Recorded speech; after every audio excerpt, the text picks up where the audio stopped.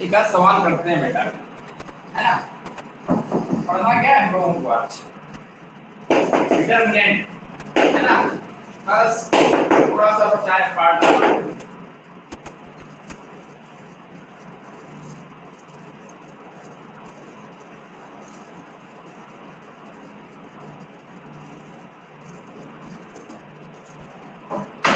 चलिए एक छोटा सा सवाल करते हैं, मैट्रिक्स का है, छोटा सा सवाल है, तो ट्राई करते हैं बेटा। क्वेश्चन है हमारे पास, वो है, कह रहा है कि M capital M and capital N be 3x3 matrix matrices and Mn equal to Nm if M does not equal to N square and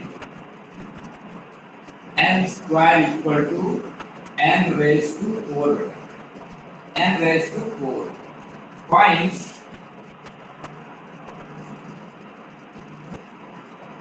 then find determinant of M square plus N into M into N square.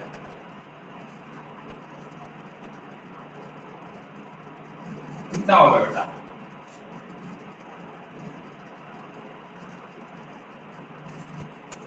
बात समझ आ गई? तो कहता क्या है कि M और N क्या है हमारे 3x3 की मैट्रिसेस है बेटा। और एक चीज दे रखी है यहाँ पर कि Mn इक्वल टू Nn, मतलब कि दोनों मैट्रिक्स क्या करती है, कम्यूटेटिव प्रॉपर्टी यहाँ पर होल्ड है बेटा। और उसने कहा है कि जो M does not equal to क्या हमारे पास N स्क्वायर, और उसने कह दिया है जो यहाँ पर M square equal to N raise to 4 है बेटा। Then find determinant of something, determinant of M square plus का M into N square. Clear? तो इसके सॉल्यूशन पे अगर हम लोग बात करें, सीधी बात रखिए, M और N क्या है हमारे पास 3 क्रॉस की मैट्रिक्स है, और एक चीज दे रखा है Mn इक्वल टू क्या दे रखा है बेटा Nm। क्लियर? कम्यूट कर रही है। दूसरी यहाँ पर एक वैल्यू दे रखी है M does not equal to, given condition है वो क्या है, M does not equal to N square बेटा। क्लियर? M स्क्वायर, ठीक है ना। इसके बाद और जो हमें और जो चीज दे रखी है वो दे रखा है बेटा हमारे पास कि M square equal to N raise to 4 बेटा। इसको हम लोग क्या लिख सकते हैं, इसको हम लिख सकते हैं कि M स्क्वायर माइनस N की पावर 4 इक्वल टू 0 बेटा, 0 मैट्रिक्स। क्लियर? यहां से क्या आएगा हमारे पास, इसको हम लिखते हैं क्या कि M माइनस N स्क्वायर, एक ब्रैकेट बेटा, दूसरे में क्या आएगा M minus M plus N square equal to 0 matrix. Clear? अब यहां पर देखो एक चीज बेटा, जो ये चीज है और ये चीज है, यहां पर इस चीज से हमें ये पता चल रहा है कि जो M माइनस का N स्क्वायर है बेटा, वो डज नॉट इक्वल टू क्या है, 0 है। अगर ये डज नॉट इक्वल टू 0 है तो इसका मतलब है कि ये हमारा 0 होगा, तभी क्या होगा, हमें राइट हैंड साइड मिल पाएगी। ठीक ना। जब हम यहाँ पर ये जब हमारा 0 नहीं है, इसका मतलब है कि ये 0 है, तभी हमें क्या मिल रहा है, 0 मैट्रिक्स मिल रही है बेटा। इसका मतलब 0 नहीं, 0 तरफ भगा दो इसको बेटा, लगाएं तो कितना आएगा हमारे पास M plus N square equal to 0 आ जाएगा बेटा हमारे पास। आएगा, एक काम करो, इसमें दोनों तरफ M से मल्टीप्लाई कर दो, यहाँ पर कितना आएगा M स्क्वायर प्लस का M into N square equal to 0। यहाँ पे लिखते हैं कि multiplied by M both side, क्या जाएगा, बोथ साइड। ठीक है? अब इसका जो डिटरमिनेंट होगा कितना आएगा, बोलो बेटा, determinant of M square plus का M इंटू N स्क्वायर कितना आ गया बेटा, 0। क्लियर?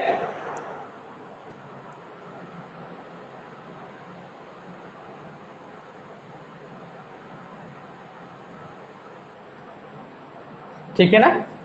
चलिए हटाया जाए।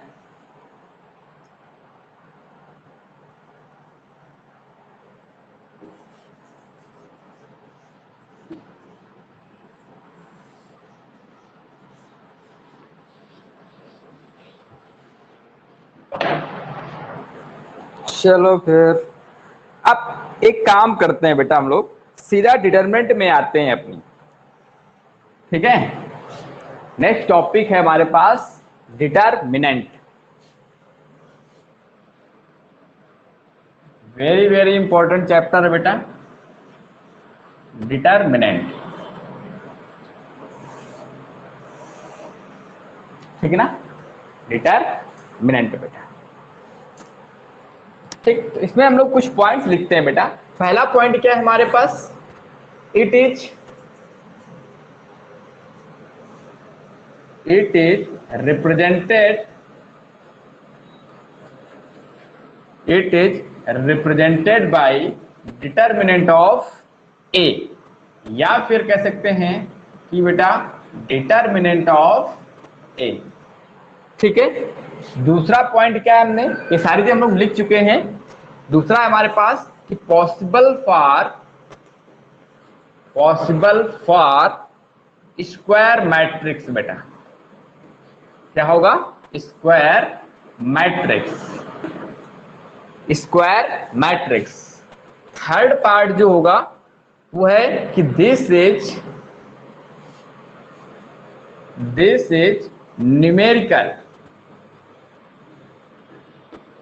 Numerical value or functional value बेटा। क्या है, न्यूमेरिकल वैल्यू या फिर फंक्शनल इक्वेशन बेटा।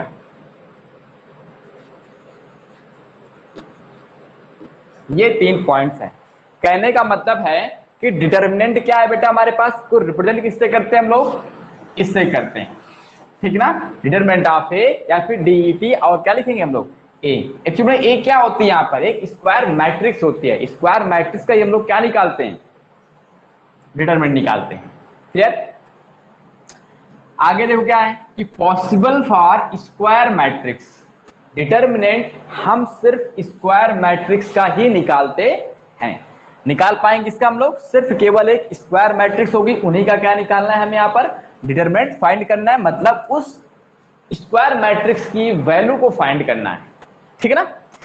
और कह रहा है कि this is numerical value or functional equation. बैठो बेटा, ले लो, इसको हटा के रख दो।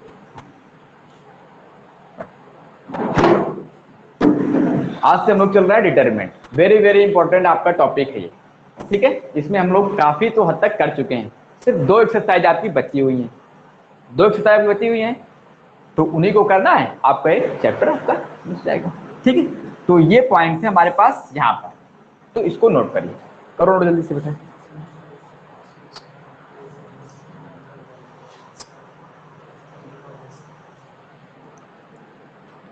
और एक चीज याद रखना, जो यहाँ पर हम लोग कह सकते हैं बेटा कि जो डिटरमिनेंट की वैल्यू होती है हम लोग उसको इससे भी रिप्रेजेंट करते हैं बेटा। ठीक है, डेल्टा से। डेल्टा का मतलब क्या होगा, वैल्यू ऑफ डिटरमिनेंट बेटा, वैल्यू ऑफ डिटरमिनेंट। ये भी आपको सिंबल मिल जाएगा। ठीक है ना, वैल्यू ऑफ डिटरमिनेंट। अब बात करते हैं यहाँ पे वैल्यू ऑफ डिटरमिनेंट की बेटा। ठीक है, करा चुके हैं, लिखा चुके हैं, एक बार हम लोग कर चुके हैं बेटा ऐसा, है ना। आगे आते हैं, नेक्स्ट इसी पे बात करते हैं वैल्यू ऑफ डिटरमिनेंट। ठीक है ना, वैल्यू ऑफ डिटरमिनेंट। ये क्या होता है हमारे पास, है ना। देखो डेल्टा जो होगा हमारे पास, हम लोग जब सॉल्व भी करते हैं ना बेटा, जैसे हमारे पास जेड है A11, A12, A13, A21, A22, A23, A31, A32 और A33। ये अगर हम इसमें डेल्टा की वैल्यू निकालते हैं तो हम लोग क्या करते हैं, फर्स्ट रो के एलिमेंट्स का, अभी जो हम लोग करते रहे, क्या करते रहे, फर्स्ट रो के एलिमेंट्स का उनके करस्पॉन्डिंग कोफैक्टर से मल्टीप्लाई करके ऐड करते हैं, ये तो करते हैं। बोलो भाई, हम लोग करस्पॉन्डिंग जो हमारे पास एक जैसे ये रो है हमारे पास, हम लोग फर्स्ट रो के रेस्पेक्ट में क्या कर रहे हैं, इसको ओपन करेंगे, तो हम लोग इनका मल्टीप्लीकेशन इनके करस्पॉन्डिंग ठीक को फैक्टर से मल्टीप्लाई करते हैं और करते हैं सबको ऐड करते हैं, वही क्या होता है हमारे पास डिटरमिनेंट की वैल्यू होती है। ऐसा भी नहीं है हम सेकंड रो के इसमें रिस्पेक्ट में कर सकते हैं बेटा, या हम लोग थर्ड कॉलम के हिसाब से कर सकते हैं, या फिर हम लोग सेकंड कॉलम को इसमें करें। ठीक, अब तुम्हें चलो क्या है कि डिटरमिनेंट की वैल्यू यहाँ पर हमें निकालनी होती है, डिटरमिनेंट की वैल्यू हमको यहाँ पर निकालनी होती है, वो आपकी फंक्शनल वैल्यू आती है, या फंक्शनल इक्वेशन आता है बेटा, एक्सप्रेशन आता है, या फिर कोई न्यूमेरिकल वैल्यू आती है, या फिर कोई कॉम्प्लेक्स नंबर करके आता है आपके पास। तो ये चीजें हैं हमारे पास। तो हम लोगों ने यहाँ पर डेल्टा का मतलब हम लोग लिखा क्या है, बोलो हम लोग लिख क्या रहे हैं कि फर्स्ट रो के एलिमेंट्स का उनके करस्पॉन्डिंग कोफैक्टर से मल्टीप्लाई का सम क्या होता है, डिटरमिनेंट की वैल्यू होती है। तो कैसे लिखेंगे बोलो बेटा, लिख लो इसको, मतलब summation element of row or any column, ठीक है ना, और इनटू करस्पॉन्डिंग कोफैक्टर,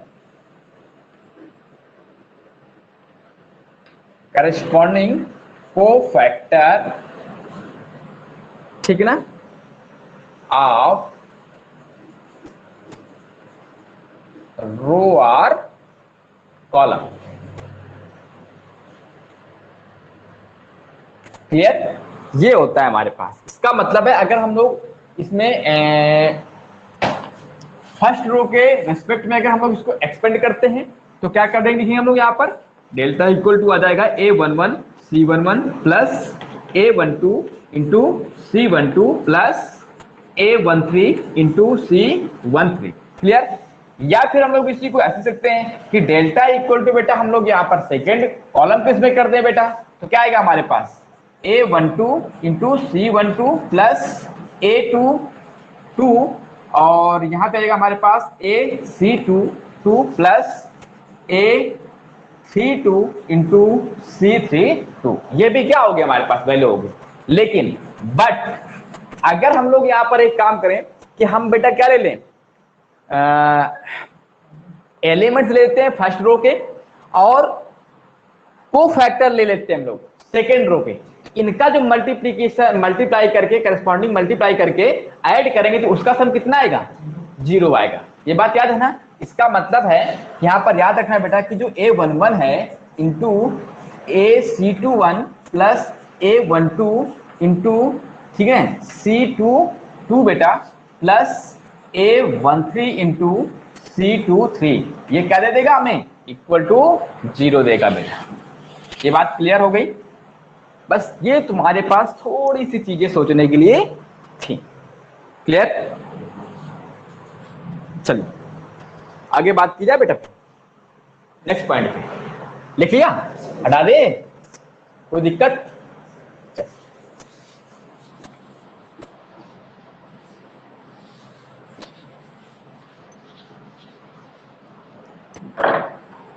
चलो स्टार मार्क लगा के पॉइंट लिखते हैं बेटा हम लोग।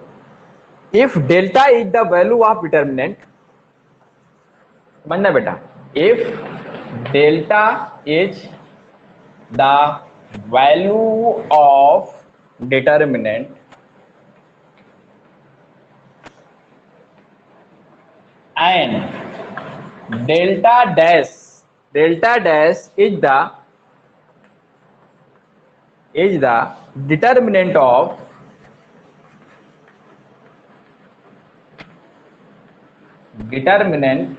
of its cofactor बेटा, its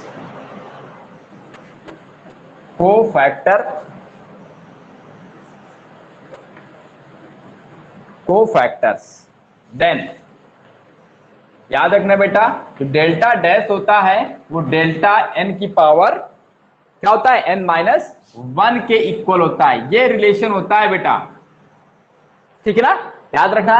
वेयर n इज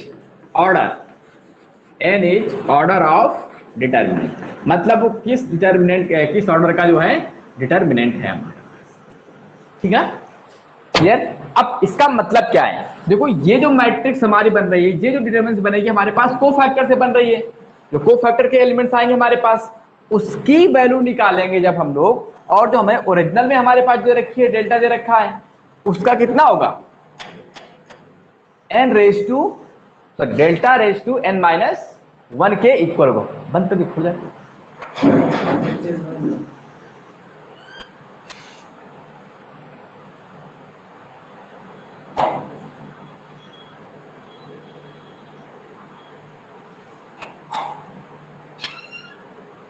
ठीक है ना। तो समझाएं इस चीज को, हम बात करें। देखो जैसे हमारे पास कोई डेल्टा है बेटा, हमारे पास A11, A12, A13, ठीक है ना, और A21, A22 और A23, A31, A32 और A33, इससे जो भी हमारे पास इसकी वैल्यू निकल के आएगी वो क्या है, हमारे पास डेल्टा है। क्या है, डेल्टा है। लेकिन अगर इसी का हम कोफैक्टर डिटरमिनेंट निकालें बेटा, क्या निकालें, कोफैक्टर डिटरमिनेंट, तो क्या निकल के आएगी, C11, C12, C13, C21, C22, C23 और C31, C32 और C33, ये क्या है, डेल्टा डैश है, ठीक है ना। अब देखो जब हम लोग इसकी वैल्यू निकाला, क्या निकल के आई, डेल्टा। जब इसकी वैल्यू निकाला तो क्या निकल के आया, डेल्टा डैश। तो यहां पर में जो रिलेशन होता है डेल्टा डैश, वो होता है हमारे पास delta raise to n-1, clear.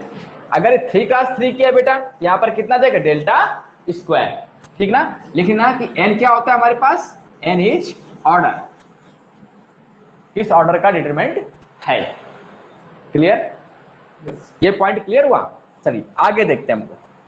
अगर ऐसा कुछ आता है तो आप रिलेशन करके, कोई सवाल में अगर देता है तो आप क्वेश्चंस को सॉल्व कर सकते हैं।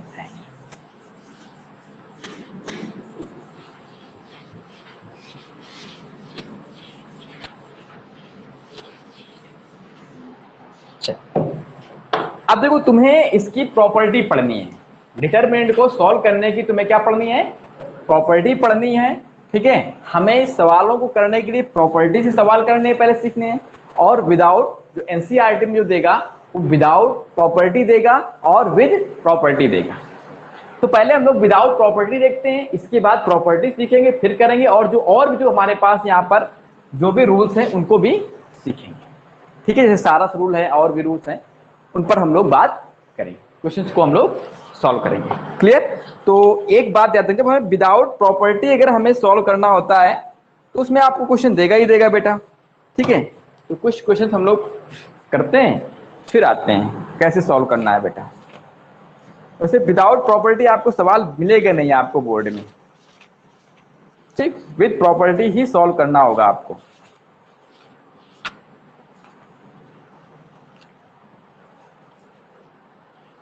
ठीक है ना।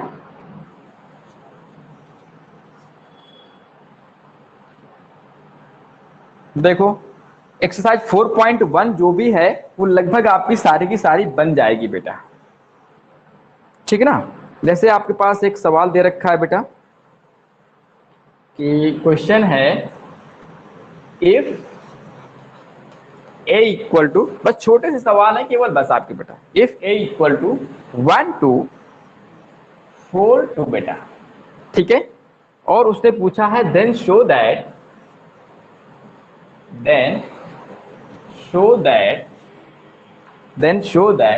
Determinant of 2a equal to 4 determinant of a, clear हो जाएगा, है ना।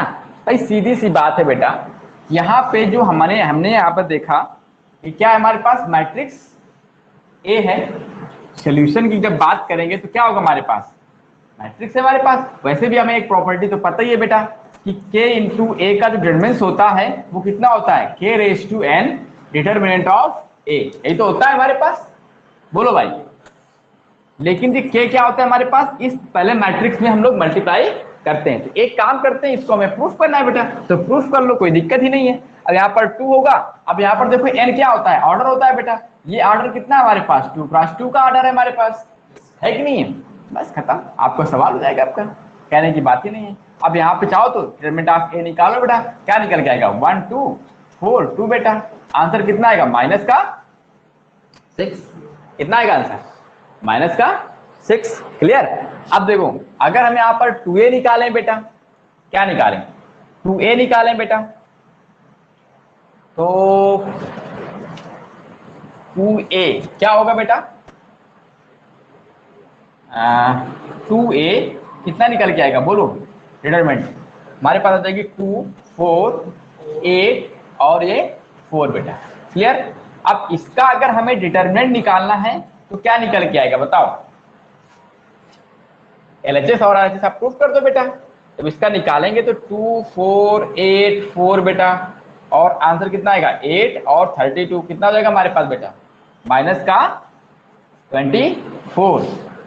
तो ये जो हमारे पास 2 इंटू डिटरमिनेंट ऑफ 2a जो आया हमारे पास माइनस का 24 आया बेटा, 4 इंटू डिटरमिनेंट ऑफ a भी कितना आएगा हमारे पास, 4 इंटू माइनस का 6, मतलब कितना जाएगा बोलो बेटा, माइनस का 24।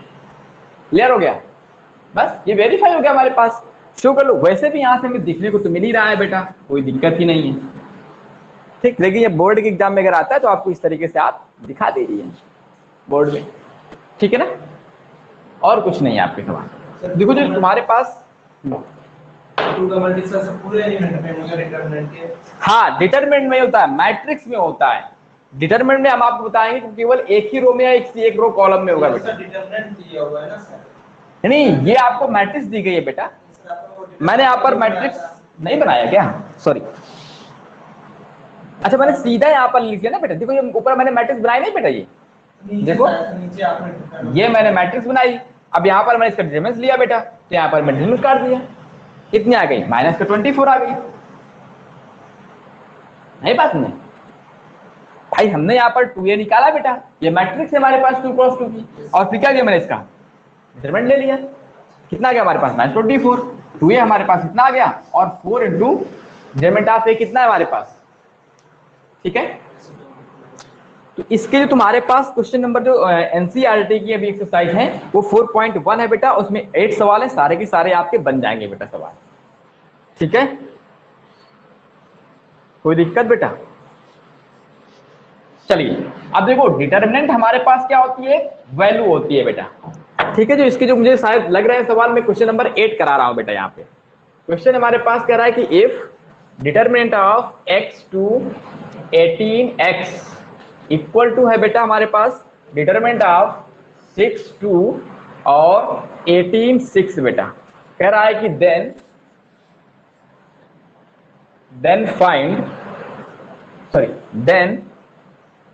x इज इक्वल टू बेटा, x इज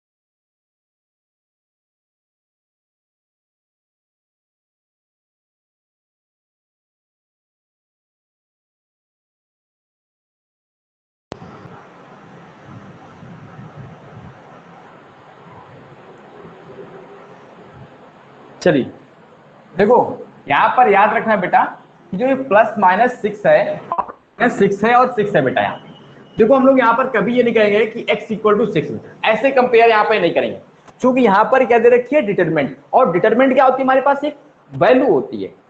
तो पहले इसकी वैल्यू निकालो और इसकी वैल्यू निकालो, दोनों को फिर इक्वल करो, ठीक है ना। इसका मतलब कैसे निकल के आएगा बोलो बेटा, ये जब इसको हम लोग सॉल्व करते हैं तो क्या आएगा बोलो सोल्यूशन में, कि x टू 18x बेटा, ठीक ना, इक्वल टू आएगा हमारे पास 6 टू 18 और 6 बेटा। इसको जब मैं सॉल्व करूंगा कितना आएगा हमारे पास, एक्स स्क्वायर माइनस का 18 मतलब 36 बेटा, कितना आएगा 36, इक्वल टू यहाँ पर कितना आएगा 36 माइनस का 36। तो क्लियर हुआ हमारे पास कि एक्स स्क्वायर कितना आएगा 36, ठीक है ना। तो x की वैल्यू बोलो कितना आएगा, x की वैल्यू बोलो क्या आएगा हमारे पास, अरे x square equal to 36, x equal to 6 plus minus 6। हाँ याद रखना भाई, यहाँ पर हम दोनों तरफ का स्क्वायर रूट कट कर रहे हैं बेटा, दोनों तरफ का स्क्वायर रूट लेते हैं तो हम लोग प्लस माइनस लगाते हैं, ये सवाल है। बाकी इसके आपके सारे के सारे सवाल बेटा आ जाएंगे, कोई दिक्कत नहीं होगी। अब देखो इसकी प्रॉपर्टी पर बेस्ड हमें काम करना है बेटा कुछ, ठीक है। इसकी प्रॉपर्टी होगी, तुमसे सवाल में कह भी सकता है कि विदाउट प्रॉपर्टी करना है, ठीक है, और विद प्रॉपर्टी करना है आपको, ठीक। इसकी जो एक्सरसाइज है हमारे पास वो इंपॉर्टेंट है, बाकी तो हो गया है, बाकी सवाल मेरे भी कुछ होंगे वो मैं आपको कराऊंगा, ठीक है। तो पहले तो आप एनसीईआरटी देख लेते हैं और इसके बाद आगे बात करें, बाकी तो हम लोग सब कर ही चुके हैं, ठीक है। आपकी एक एक्सरसाइज बची है 4.2 करने के लिए, ठीक है। तो अब इसके हम एक एक करके प्रॉपर्टी पढ़ते हैं और फिर अगर हमें कुछ क्वेश्चन मिलते हैं तो हम लोग कोशिश करते हुए चलें, ठीक। डाल दो प्रॉपर्टी ऑफ डिटरमिनेंट बेटा, प्रॉपर्टी ऑफ डिटरमिनेंट।